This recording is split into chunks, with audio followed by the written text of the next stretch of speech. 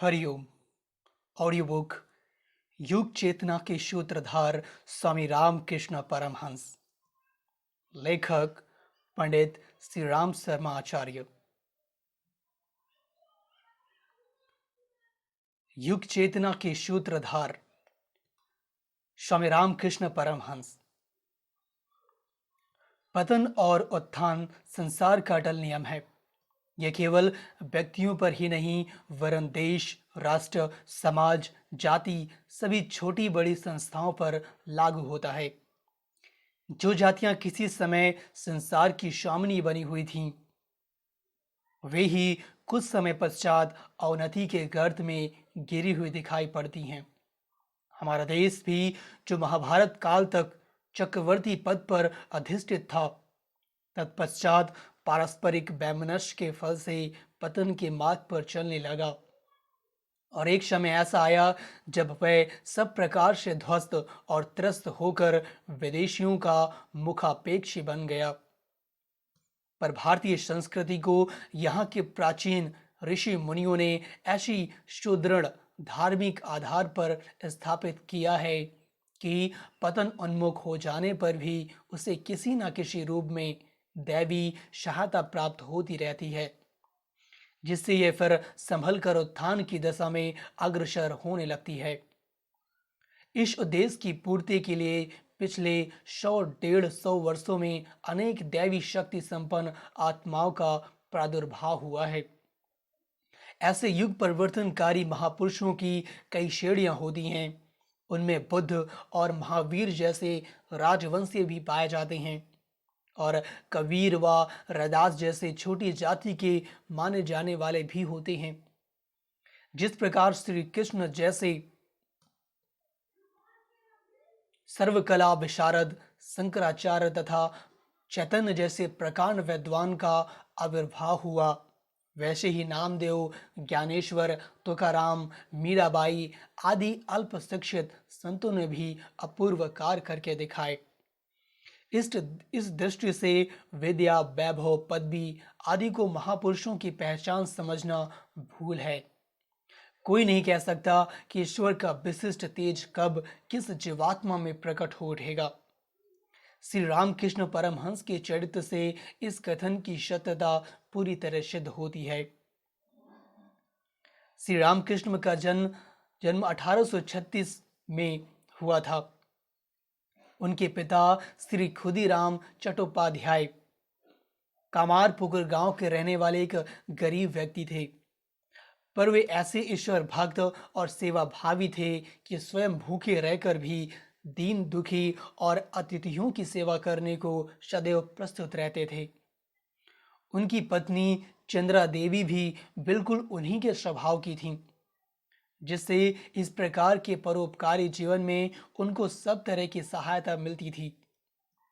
श्री रामकृष्ण बाल्यावस्था से ही बड़े आकर्षण युक्त थे, जिससे परिचित अपरिचित सभी उनसे प्रेम करते थे। नामकरण संस्कार के समय पंडितों ने उनका नाम रामकृष्ण रखा था। पर आस पड़ोस के सब लोग उन्हें प्यार से गदाधर या गदाई कहा करते थे। गांव में एक धर्मशाला थी जिसमें प्रायः साधु सन्यासी आकर ठहरा करते थे। गदाई उन लोगों के पास घंटों बैठकर धार्मिक कथा वार्ता सुना करते थे। 5 वर्ष की आयु हो जाने पर उनको पाठशाला भेजा गया, पर वे उसी अवस्था में भजन कीर्तन में इतने तल्लीन रहने लगे कि उनको पढ़ना लिखना कुछ ना आ सका। वे कहा करते थे कि पढ़ना लिखना सीख कर तो मुझे पुरोहिताई का धंधा करना पड़ेगा, दाल चावल आटा बांध कर लाना पड़ेगा। मुझे ऐसी विद्या की आवश्यकता नहीं है, ऐसा अन्न तो मेरे खेत में भी पैदा हो जाता है। दक्षिणेश्वर में निवास। जब श्री रामकृष्ण की अवस्था 14-15 वर्ष की हुई तो वे अपने भाई श्री राम कुमार के पास कलकत्ता चले आए, जो वहां एक संस्कृत पाठशाला में विद्यार्थियों को पढ़ाते थे।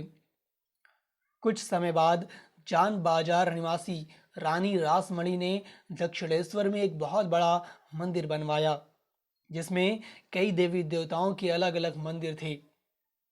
पंडित राम कुमार को उसमें पूजा करने को नियुक्त किया गया। श्री रामकृष्ण भी उनके साथ वहीं रहने लगे। पहले तो उन्होंने अपने भाई के इस काम का विरोध किया, क्योंकि रानी रासमणी जाति की मल्लाह थीं। पर धीरे धीरे उनका मन वहां लग गया और वे रानी की तरफ से काली देवी के पुजारी नियत कर दिए गए। वे इस कार्य को पूरी श्रद्धा और भक्ति के साथ किया करते थे और प्रायः प्रार्थना किया करते थे, माँ मुझे दर्शन दे। उनकी दशा उन्मत्त की सी हो जाती थी और वे अपने शरीर का ज्ञान भूलकर घंटों माँ माँ चिल्लाया करते थे, जिससे लोग उनको सचमुच पागल समझने लगे। इस प्रकार आंतरिक भक्ति, श्रद्धा और वैराग्य द्वारा वे आध्यात्मिक मार्ग में निरंतर उन्नति करते गए। जब वे ध्यान करने बैठते तो उनको शीघ्र ही समाधि सी लग जाती थी और वे बड़ी देर तक पत्थर की मूर्ति की तरह बैठे रहते थे। जो कोई उनको देखता वह भी उनसे प्रभावित हुए बिना न रहता। उनकी साधना की बात दूर दूर तक फैल गई और सैकड़ों व्यक्ति उनके दर्शनों को आने लगे। वे लोग बहुत तरह की भेंट भी चढ़ाते थे, पर वे उसे छूते भी न थे। उन्होंने साधना द्वारा रुपए पैसे से ऐसी घृणा पैदा कर ली थी कि सोना चांदी छूने से उनको जलन सी होने लगती थी। बड़े बड़े पदवीधारी उनकी स्तुति प्रार्थना करते, पर उस तरफ भी उनका ध्यान नहीं जाता था। लोगों का विश्वास था कि उनको काली देवी का प्रत्यक्ष दर्शन होता था और वे प्रत्येक कार्य उससे पूछकर ही करते थे। आध्यात्मिक विवाह का अनुपम उदाहरण। श्री रामकृष्ण का विवाह अपने जन्म स्थान के समीप ही जयराम वाटी नामक गांव की श्रीमती शारदा मणि देवी से हुआ था। विवाह के समय वर की आयु 23 वर्ष की और वधु की आयु 5 वर्ष की थी। सांसारिक दृष्टि से तो यह विवाह आक्षेपजनक जान पड़ता था, पर श्री रामकृष्ण को इसका कुछ ध्यान न था। उन्होंने केवल अपनी माता के आदेश को मानकर विवाह के लिए स्वीकृति दे दी थी। अब इसे आप चाहे संयोग कहें अथवा दैवी विधान की माता शारदा भी बचपन से ही ईश्वर भक्ति परायण और भजन साधना की तरफ अनुरक्त थीं। वे आरंभ से ही दीन दुखियों की सहायता और घर वालों की सेवा करने में सुख मानती थीं। उनका ऐसा मनोभाव देखकर अभिभावकों ने उनका विवाह एक अध्यात्म मार्ग के पथिक के साथ करना उचित समझा। वे 13 वर्ष की उम्र होने तक 2-3 बार श्री रामकृष्ण के घर कामार पुकुर में जाकर रहीं। वहां एक बार परमहंस जी भी 3 महीने तक उनके साथ रहे और उनको लौकिक तथा आध्यात्मिक शिक्षा देते रहे। इसके कुछ समय बाद जब शारदा माता ने लोगों के मुख से सुना कि परमहंस देव पागल हो गए हैं, तो वे इसका ठीक पता लगाने दक्षिणेश्वर आकर वहीं रहने लगी। उस समय उनकी आयु 16 वर्ष की थी और परमहंस जी की 35 वर्ष की। वे कुछ समय तक पति के समीप ही सोती रहीं, पर परमहंस देव रात में चाहे जब उठकर ध्यान करने लगते थे और समाधि की अवस्था में मृतक तुल्य जान पड़ते थे। इससे शारदा माता को भय जान पड़ता था। तब परमहंस देव ने उनके सोने की व्यवस्था अपनी माता चंद्रा देवी जी के साथ कर दी, जो पास ही में ही एक कुटी में रहती थीं। तब से लेकर परमहंस देव के अंत समय तक वे दक्षिणेश्वर की छोटी सी कोठरी में रहकर जहां तक बन सकता पति की सेवा करती रहीं। यह श्री रामकृष्ण की असाधारण आत्मशक्ति का ही प्रभाव था कि वे अपनी युवती पत्नी के साथ एकांत में रहकर भी काम वासना से बचे रहे और कभी उनके हृदय में भोग विलास का भाव नहीं आया। उल्टा वे शारदा माता को जगदम्बा का रूप समझकर कभी कभी उनकी षोडशोपचार पूजा किया करते थे। जब कभी वे बीमार हुईं तो उनकी दवा और परिचर्या में भी उनकी त्रुटि नहीं की। वे स्वयं धातु को छूते न थे, पर शारदा माता के लिए उन्होंने कुछ स्वर्ण आभूषण बनवा दिए थे, जिससे अन्य स्त्रियों को अलंकार धारण किए देखकर उनको दुख न हो। पर शारदा माता स्वयं भी ऊंचे दर्जे की आत्मज्ञान निष्ठ थीं और ऊपरी गहनों कपड़ों को महत्व न देकर ईश्वर भक्ति को ही अपने जीवन का परम लक्ष्य मानती थीं। परमहंस देव के समाधिस्थ हो जाने के पश्चात भी उन्होंने विधवा की तरह रहने का विचार नहीं किया, क्योंकि तब भी वे उनको प्रत्यक्ष दिखाई दिया करते थे और कहते थे कि मैं तो अमर हूं, तुमको विधवा का वेश धारण करने की कोई आवश्यकता नहीं। माता शारदा परमहंस देव के देहांत के पश्चात बहुत समय तक जीवित रहीं और सन 1920 में वेलुड़ मठ में उन्होंने अपनी ई लीला संवरण की। श्री रामकृष्ण के भक्त उनमें भी देवी शक्ति के आविर्भाव का विश्वास रखते थे। कामिनी और कंचन का पूर्ण त्याग। संसार में मनुष्य को बंधन में डालने वाले दो ही पदार्थ हैं, कामिनी और कंचन। अंश पदार्थ इन्हीं दोनों के अंतर्गत आ जाते हैं। स्त्री द्वारा काम वासना की पूर्ति के अतिरिक्त संतान होती है। उनका विवाह संबंध होने से परिवार की वृद्धि होती है। कंचन के संबंध में भी ऐसी ही बात है। धन कमाने के लिए विद्याभ्यास करना पड़ता है, दूसरों की सेवा चाकरी करनी पड़ती है, खुशामद करनी पड़ती है। धन के लिए सदैव शंकाशील और चिंतित रहना पड़ता है। धन की प्राप्ति के लिए मन इधर उधर दौड़ा करता है। इसलिए जो मनुष्य आध्यात्म क्षेत्र में प्रगति करने का अभिलाषी हो, उसे कामनी और कंचन की वासना बिल्कुल त्याग देनी होगी। जिस समय श्री रामकृष्ण को दिव्य ज्ञान हुआ, उसी समय उन्होंने ये निश्चय कर लिया कि सब वस्तुओं का सार ईश्वर ही है और उसी को पाने का प्रयत्न करना चाहिए। इसके पश्चात उन्होंने इस हीन भावना को दृढ़ करने का अभ्यास करना आरंभ किया। उन्होंने एक हाथ में रुपया और दूसरे में मिट्टी का ढेला लिया और मन को संबोधन करके कहने लगे, हे मन, तू इसको रुपया कहता है और इसको मिट्टी। रुपया चांदी का गोल टुकड़ा है जिस पर एक और रानी विक्टोरिया की तस्वीर छपी है। यह जड़ पदार्थ है। रुपया से चावल, कपड़ा, घर, हाथी, घोड़ा आदि पदार्थ प्राप्त हो सकते हैं।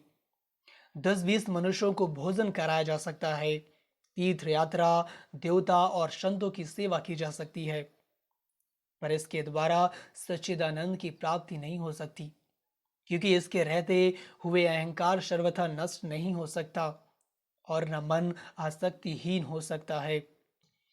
देवता और साधु की सेवा आदि धर्म कार्य किए जा सकने पर भी ये मन में रजोगुण और तमोगुण ही उत्पन्न करता है और इस दशा में सच्चिदानंद की प्राप्ति नहीं हो सकती। मिट्टी को देखकर वे कहते, ये भी जड़ पदार्थ है, पर इसमें अन्न उत्पन्न होता है, जैसे मनुष्य के शरीर की रक्षा होती है। मिट्टी के द्वारा ही घर बनाया जाता है। देवी देवताओं की मूर्तियां भी बनाई जा सकती हैं। द्रव्य के द्वारा जो कार्य होते हैं वे मिट्टी द्वारा भी हो सकते हैं। दोनों एक ही श्रेणी के जड़ पदार्थ हैं और दोनों का परिणाम एक ही तरह का होता है। अरे मन, तू इन दोनों पदार्थों को लेकर तृप्त होगा अथवा सच्चिदानंद को प्राप्त करने का प्रयत्न करेगा। इस प्रकार कहकर उन्होंने नेत्र बंद कर लिए और रुपया मिट्टी इस प्रकार की ध्वनि करने लगे। अंत में उन्होंने रुपया और मिट्टी दोनों को गंगा जी में फेंक दिया।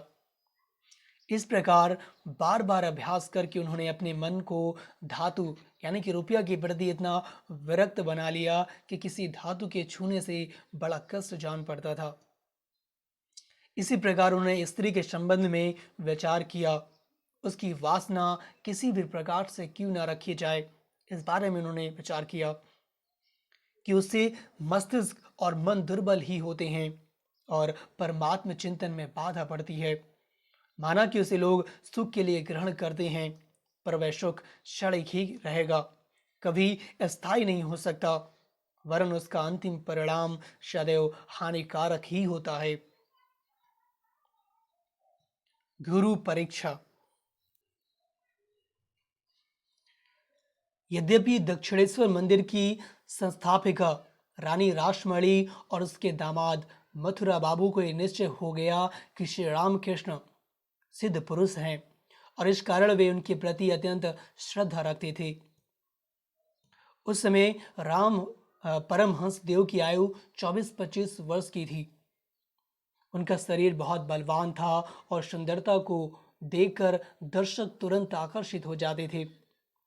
इस प्रकार उस समय वे पूर्ण युवक थे, पर लोग उनसे 5 वर्ष के बालक के समान व्यवहार किया करते थे।